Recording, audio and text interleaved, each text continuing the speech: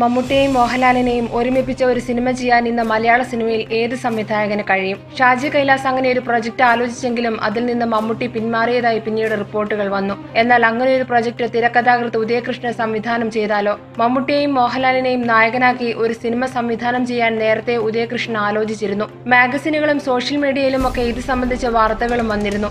എന്നാൽ ഇപ്പോൾ ആ പ്രൊജക്ട് നിശ്ചലാവസ്ഥയിലാണ്. മമ്മൂക്ക നിർമ്മിക്കുന്ന ഒരു സിനിമ ഞാൻ സംവിധാനം ചെയ്യാൻ തീരുമാനിച്ചിരുന്നു. മമ്മൂക്ക എനിക്ക് അഡ്വാൻസ് തന്നു. അതിൽ ലാലേട്ടനും മമ്മൂക്കയുമായിരുന്നു പ്രധാന താരങ്ങൾ. പക്ഷെ അന്ന് അത് നടന്നില്ല. ആ സിനിമയുടെ സ്ക്രിപ്റ്റ് അന്നേ പൂർത്തിയാക്കിയതാണ്. കുറച്ചുനാൾ മുൻപ് വെള്ളി നക്ഷത്രത്തിന് അനുവദിച്ച അഭിമുഖത്തിൽ ഉദയകൃഷ്ണ വ്യക്തമാക്കിയിരുന്നു. പിന്നെ എന്താണ് സംഭവിച്ചത്? ആ തിരക്കഥ എവിടെയാണ്?